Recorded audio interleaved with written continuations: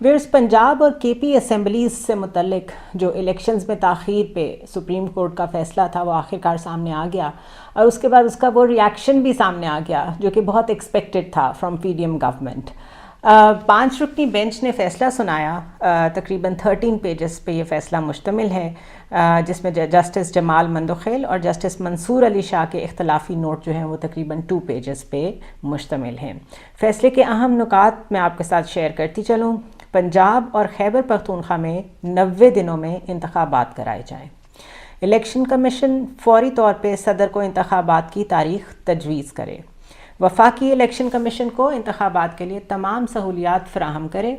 اور تاریخ گورنر نے مقرر کرنی ہے، اور جہاں وہ نہیں کرتا وہاں تاریخ صدر دیں گے۔ بہت ہی سمپل میرا خیال ہے اور بہت ہی اپلیکیبل قسم کا فیصلہ ہے، اور اس میں کوئی ابہام ہے نہیں، لیکن کیونکہ ابہام کریٹ کیا جا رہا ہے، اور جو پی ڈی ایم ایفیلیٹڈ تجزیہ کار ہیں، پی ڈی ایم ایفیلیٹڈ وکلاء ہیں، وہ تقریباً اس طرح کی انٹرپریٹیشن صبح سے ہی دینا شروع ہو گئے تھے، جس سے یہ سمجھ آ گئی تھی کہ اس کو وہ کنٹروورشل کرنا چاہتے ہیں۔ اب اختلافی نوٹ کے اوپر تو بعد میں آتے ہیں۔ سب سے پہلے تو بات یہ کہ کیونکہ حکومت چاہتی ہی نہیں ہے انتخابات ہو، تو جو بھی فیصلہ آتا رد عمل یہی ہونا تھا، ریاکشن ان کا یہی ہونا تھا۔ اب کیونکہ وہ یہ کہہ رہے ہیں کہ فیصلہ 3-2 سے نہیں آیا بلکہ 4-3 سے آیا ہے، تو تھوڑا سا یہ دیکھ لیتے ہیں کہ اختلافی نوٹ میں لکھا ہوا کیا ہے۔ حقائق یہ ہیں کہ جسٹس اطہر من اللہ نے اپنے نوٹ میں فل کورٹ بنانے کی بات کی تھی۔ انہوں نے انتخابات سے متعلق درخواستوں کو مسترد نہیں کیا۔ فل کورٹ پہ ان کو ضرور اعتراض تھا، لیکن انہوں نے انتخابات پہ کہیں بھی درخواستوں کو مسترد نہیں کیا۔ اسی طرح جسٹس یحییٰ آفریدی نے صرف اپنے ابتدائی رائے کا اظہار کیا تھا، کوئی حتمی فیصلہ نہیں سنایا تھا۔ اختلافی نوٹ میں یہ بھی کہیں نہیں لکھا کہ صدر نے جس تاریخ یعنی 9 اپریل کا جو اعلان کیا ہے وہ غلط ہے، بلکہ رادر وہ تو مینٹین کر رہے ہیں کہ جہاں پر ان دا کیس آف پنجاب جہاں پر گورنر نے سمری پہ دستخط نہیں کیے اور اسمبلی خود ہی تحلیل ہوئی ہے، وہاں پہ صدر ڈیٹ دیں گے، اور کے پی کا کیونکہ کیس ڈیفرنٹ ہے، وہاں پہ پراپرلی سمری سائن ہوئی تھی، گورنر نے اس کے اوپر سائن کیے تھے، اور پھر اسمبلی اسٹوڈ ڈیزالوڈ، تو وہاں پر گورنر ہی ڈیٹ دیں گے۔ In both cases election commission کو اسسٹ کرنے کا کہا گیا ہے، اور اگر کیونکہ آلریڈی اس کنٹروورسی میں اتنے دن گزر گئے ہیں، اگر سمجھا جاتا ہے کہ 2-3 ہفتے اور چاہیے تو وہ لیے جا سکتے ہیں۔ لیکن ایک کوہرام مچا ہوا ہے جس میں اس بہانے سے لے کے کہ رمضان میں الیکشن نہیں ہو سکتے، یہاں تک کہ 3-2 سے نہیں 4-3 سے فیصلہ آیا ہے، ہر قسم کی ریزننگ موجود ہے، اور اس کے پیچھے وجوہات بڑی سمپل ہیں۔ اس کے پیچھے وجوہات وہی ہیں جو مریم نواز سرعام کہہ چکی ہیں کہ انصاف وہ مانا جائے گا جس میں ان کے والد کو ایگزونریٹ کر دیا جائے، ری رائٹ کیا جائے سب کچھ، پاناما پیپرز سے لے کے اب تک، ان کیسز سے لے کے اب تک جو کچھ نواز شریف کے بارے میں لکھا گیا۔ سو بیسکلی جب وہ یہ کہتے ہیں کہ ایک شخص کی مرضی سے انتخابات نہیں ہو سکتے، تو ان ادر ورڈز وہ یہ کہہ رہے ہوتے ہیں کہ ایک شخص کی وجہ سے نہ تو انتخابات ہوں گے، نہ کوئی اور فیصلے لیے جائیں گے، نہ سسٹم آگے بڑھ پائے گا۔ اب اس کی جو کاسٹ جو ہے وہ ملک پے کر رہا ہے، اور اکانومی کس طرف جا رہی ہے، آئی ایم ایف ہمیں کس طرح ڈیل کر رہا ہے، ٹیررزم کس طرح ماؤنٹ ہو رہا ہے، لوگوں میں کس طریقے سے بے یقینی جو ہے وہ سرایت کر رہی ہے، اور اس کا آفٹر میتھ کیا ہوگا، یہ اور ایسپیکٹس ہیں وریسم جن کے اوپر کوئی بات کرنے کو تیار نہیں ہے۔ ایک فل پروپیگنڈا مشین آج سارا دن ہم نے تمام چینلز پہ، تقریباً ایک آدھے چینل پہ میں بھی بیٹھی ہوئی تھی، اور وہاں پہ جو لوگوں کے ریاکشن تھے میرے ساتھی پینلسٹ کے، وہ ایسے تھے ہی نہیں کہ وہاں پہ کوئی سین آرگیومنٹ کیا جا سکے، کسی بات پہ پراپر ڈیبیٹ کی جا سکے۔ اب اگر حکومت سمجھتی ہے کہ فیصلے میں کوئی ابہام ہے تو فوری طور پہ درخواست دے کے سپریم کورٹ کو مزید کلیریفائی کرنے کا کہہ سکتی ہے کہ آپ نے اپنے حکم میں جو کہا ہے، اپنے فیصلے میں جو کہا ہے، اس میں ہمیں یہ چیز 3-2 سے نہیں بلکہ 4-3 سے سمجھ آ رہی ہے، تو اسی وقت اس کی کلیریفیکیشن لے لیں۔ اسی طرح جن تجزیہ کاروں کو یہ لگتا ہے کہ معاملہ اگر ہائی کورٹس میں ہو تو وہ سپریم کورٹ میں نہیں سنا جا سکتا، تو آئی تھنک ان کو 1993 کا وہ پریسیڈنٹ اور وہ کیس یاد کرنا چاہیے جو 58(2)(b) سے متعلق تھا، اور کیونکہ وہ بہت اہم معاملہ تھا تو ہائی کورٹس میں موجود تھا، لیکن سپریم کورٹ نے اس کو پھر بھی سنا اور اس پہ فیصلہ بھی کیا، اور اس فیصلے پہ عمل بھی ہوا۔ تو اگر ایک پریسیڈنٹ موجود ہو اور اس کے ہوتے ہوئے دوبارہ ویسا ہو رہا ہو تو وہ کوئی انہونی بات نہیں ہوتی، اور اس کو چیلنج بھی نہیں کیا جا سکتا۔ اسی طرح آپ سپریم کورٹ کو یا چیف جسٹس کو کنٹروورشل کر کے اپنے ایک اور ادارے کو کمپرومائز کرنے کی کوشش کر رہے ہیں، just to save your own family. ایک فیملی 12 جماعتیں، سب کا کیونکہ ایجنڈا ایک ہے، تو اس لیے جو بھی فیصلہ آتا اس کا حال یہی ہونا تھا، رد عمل یہی ہونا تھا۔ بہرحال اب کوئی ابہام نہیں رہ گیا، کیونکہ بیسکلی سپریم کورٹ نے یہ طے کرنا تھا کہ ڈیٹ کون دے سکتا ہے۔ وہ بڑا واضح ہو گیا ہے کہ ان دا کیس آف پنجاب صدر پاکستان ڈیٹ دیں گے، اور ان کیس آف کے پی خیبر پختونخوا وہاں کے گورنر جو ہیں وہ الیکشن کمیشن کے ساتھ مشاورت کر کے ڈیٹ سیٹ کریں گے۔ اب آ جاتے ہیں ڈائریکٹ آئی ایم ایف کے مسئلے کی طرف، بیکاز اس سارے سرکس میں، پولیٹیکل سرکس میں، جس میں نے پہلے بھی یہ کہا کہ پاکستان کا کوئی ایک مقصد ہی نہیں ہے کہ صرف الیکشن کرائے جائیں، اور بھی بڑے اسپیکٹس ہیں جو اس ایک مسئلے کے حل نہ ہونے کی وجہ سے یا جان بوجھ کے اس مسئلے میں الجھائے رکھنے کی وجہ سے باقی کے سارے مسئلے جو ہیں ان کو کارنر کیا جا رہا ہے، اور اسپیشلی اکانومی جیسا مسئلہ جس کے بغیر آپ ایک قدم آگے نہیں چل سکتے، اور خاص طور پہ جب موڈیز جو کہ کریڈٹ ریٹنگ ایجنسی ہے اس نے مزید آپ کو ڈاؤن گریڈ کر دیا ہے، CCC کیٹیگری میں لے گئے ہیں وہ آپ کو۔ تو بزنس ریکارڈر کی ایک سٹوری ہے جو میں آپ کے ساتھ شیئر کروں گی، جس میں ہیڈ لائن انہوں نے یہ لگائی ہے کہ Pakistan is not on IMF boards agenda, یہ انہوں نے ہیڈ لائن لگائی ہے۔ The International Monetary Fund Executive Board meeting scheduled for March 1st، یعنی کہ آج جو میٹنگ ہونی تھی IMF کی، will not consider approval of the next tranche for Pakistan as the 9th review under the Extended Fund Facility Program remains pending۔ یعنی آج کی بھی جو ایک میٹنگ ڈیو تھی اس میں بھی بورڈ کے ایجنڈے پہ پاکستان تھا ہی نہیں، IMF بورڈ کی بات کر رہی ہوں میں۔ According to the IMF Executive Board calendar، usually اس طرح کے جو لینڈرز ہوتے ہیں ان کا کیونکہ ایک یونیورسل ایکسچینج چل رہا ہوتا ہے چیزوں کا، تو ان کی جو بھی ڈیٹس فکسڈ ہوتی ہیں وہ سارا کیلنڈر، وہ ساری ڈائری ان کی کہ اسکیجولڈ کیسے ہیں، کون سے ملک کے ساتھ، کون سی باڈیز کے ساتھ ان کی میٹنگس ہیں، وہ ان کی ویب سائٹ پہ سب کچھ موجود ہوتا ہے۔ تو according to the IMF executive board calendar available on its website, the next meeting is scheduled for March 6th and then again on March 8th, 2023. However, Pakistan is not on the agenda, though it could be added in the event that the 9th review is declared a success.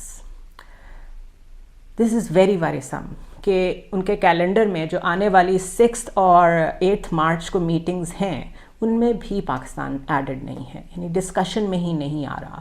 اور سوائے اس کے کہ 9th review پہ جو ابھی تک ہماری ان کے ساتھ ڈسکشنز ہالٹ پہ چل رہی ہیں، کامیاب نہیں ہو رہی، ان سمپل ورڈز، اگر وہ کسی طرح کامیاب ہو جائیں تو پھر شاید ان میٹنگز میں پاکستان ایجنڈے پہ آ جائے، ورنہ otherwise according to Business Recorder Pakistan 8 مارچ تک جو میٹنگز ہونی ہیں IMF کی ان میں ایجنڈا پہ ہے ہی نہیں۔ اب why IMF landing is still stalled, کیوں اتنی دیر لگ رہی ہے یہ ٹرانش ملنے میں؟ اس کے لیے میں آپ کو ایک اور سٹوری پہ لے کے جاؤں گی جو کہ ایکسپریس ٹریبیون میں شائع ہوئی ہے۔ And according to this story, Pakistan has reached out to US in desperation while talking to میں آپ کو آسان الفاظ میں بتاتی ہوں کہ ایک ورچوئل میٹنگ ہو رہی تھی پاکستان کی، جس میں پاکستان کی طرف سے جو لوگ شامل تھے اس میں ڈار صاحب بھی شامل تھے، اور جو ڈپٹی سیکرٹری ٹریجری ہیں آف دا یونائٹڈ اسٹیٹس ان کے ساتھ وہ میٹنگ ہو رہی تھی۔ اس میٹنگ کا ایجنڈا ڈفرینٹ تھا اور اس میں IMF کا کوئی لینا دینا نہیں تھا، لیکن ڈار صاحب نے اس کا فائدہ اٹھاتے ہوئے deputy secretary of the United States of America treasury department کے ان سے ریکویسٹ کی کہ پلیز آپ IMF کے معاملے میں ہماری ہیلپ کریں، IMF ہمارے ساتھ فیئر ڈیل نہیں کر رہا۔ ان ادر ورڈز پاکستان نے US کو ریکویسٹ کی ہے کہ IMF کو کہیں کہ ہمیں پیسے دے دیں،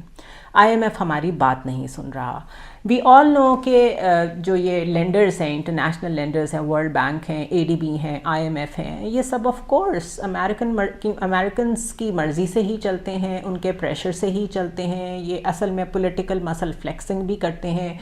کس اکانومی کو کہاں تک لے کے جانا ہے، اس اکانومی کے بدلے میں ان سے کون سے پولیٹیکل گولز اچیو کروانے ہیں، دس از این اوپن سیکرٹ۔ لیکن اگر ہمارے فائنانس منسٹر کو کسی ڈفرینٹ میٹنگ میں جس کا ایجنڈا کوئی اور تھا اس میں بیٹھ کے US کے deputy secretary of the treasury سے ریکویسٹ کرنی پڑی ہے کہ آپ پلیز IMF سے پیسے لینے میں ہماری ہیلپ کریں، تو اٹ سمپلی مینس کہ ہم بہت بیڈ شیپ میں ہیں۔ اس سے اچھی ایکسپلینیشن اس کی میں نہیں دے سکتی۔ اس کے علاوہ the US made the contact, انہوں نے اس میں صاف لکھا ہوا ہے کہ the US made the contact to discuss a different metre.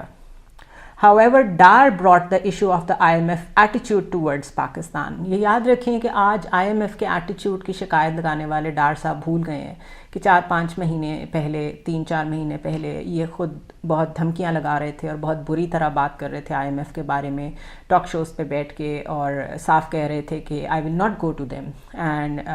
they can go and they can deal with other countries like this، لیکن ہمارے ساتھ وہ اس ٹون میں بات نہیں کر سکتے.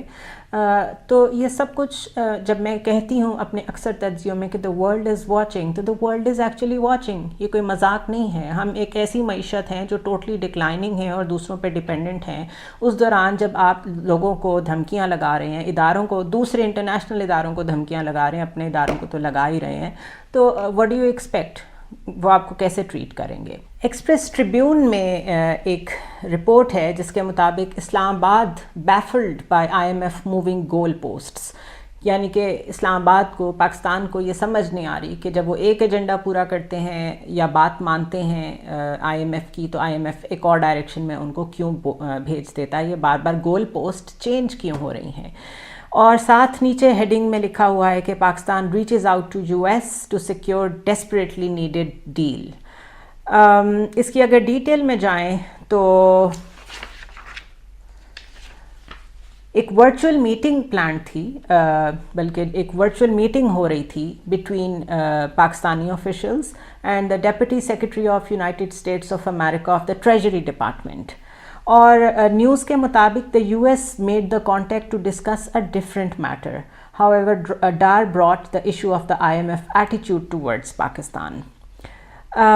یہ میرا خیال ہے اگر ہمارے پہ نوبت آ گئی ہے کہ اسٹاف لیول ایگریمنٹ اتنی دفعہ کینسل ہو چکا ہے، پوسٹ پون ہو چکا ہے، اور ہمیں ایک ڈفرینٹ میٹنگ میں US سے ریکویسٹ کرنی پڑ گئی ہے کہ پلیز IMF کا ایٹیچیوڈ ہمارے ساتھ ٹھیک نہیں ہے، آپ انٹروین کریں اور ہیلپ کریں ہمیں جو 1.1 بلین کی ٹرانش ملنی ہے اس کے لیے. تو یہ بہت ہی ڈس اپوائنٹنگ سچویشن ہے، اس کو ماننا پڑے گا. اس کے علاوہ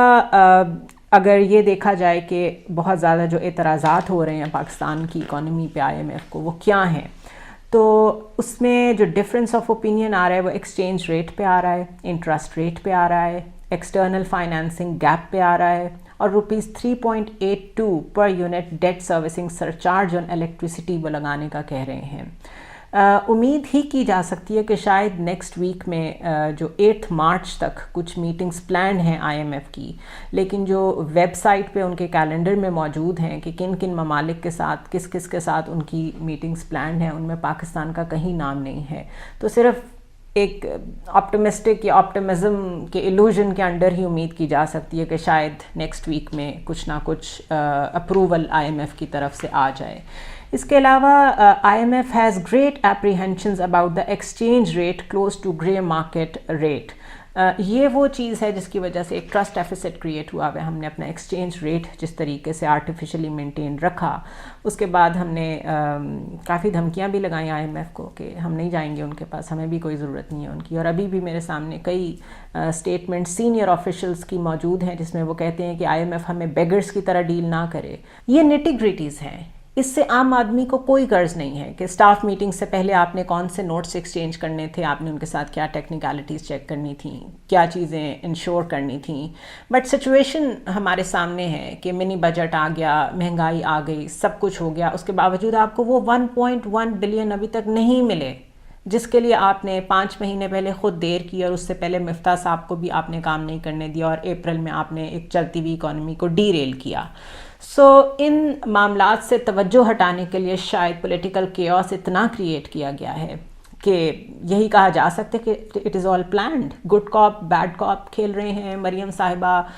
بہت چارج ہو کے، بہت جو اپنی طرف سے جس کو وہ ایگریسو بیہیویئر کہتی ہیں، وہ اس بیہیویئر میں آ کے جو باتیں کرتی ہیں، تو یا ایموشنلزم جو ہے وہ پریسیڈنس لے جاتا ہے اوور دا ریئل ایشوز جو کہ اکانومی ہے، جو عام آدمی کی حالت ہونے جا رہی ہے. اسی طرح عمران خان صاحب جو آج انہوں نے قوم سے خطاب کیا کل اپنی پیشیوں کے بعد، وہ بھی یہی بات کر رہے تھے کہ یہ مجھے بار بار جو ایکسپوز کیا جاتا ہے ٹو دا ولنریبل سچویشن، پتہ ہوتے ہوئے بھی کہ مجھے سیکیورٹی خدشات ہیں. اور انہوں نے کہا کہ کل جب میں ہائی کورٹ گیا ہوں تو وہاں پر ساری پولیس غائب ہو گئی، تو مجھے ڈیفینڈ کس نے کرنا تھا؟ اور ساتھ یہ کہتے ہیں کہ آپ لوگوں کو کیوں ساتھ لے کے آتے ہیں. تو میں نے کل بھی ایک بات کی تھی کہ اگر اس وقت ان کو کوئی سیکیورٹی پرووائڈ کر رہا ہے، اس وقت ان کو کوئی اکیلا نہیں چھوڑنا چاہتا، تو وہ لوگ ہیں، چاہے وہ ان کے کارکن ہیں، چاہے وہ ان کے فینز ہیں، چاہے وہ یوتھ ہے، وہ جو لوگ بھی ہیں. انہوں نے ایک ڈیٹرنٹ کریٹ کیا ہوا ہے اراؤنڈ عمران خان، جو اس وقت واحد سیکیورٹی ہے. And the world is watching. Internationally لوگوں نے اس بات کو لکھا اور نوٹ کیا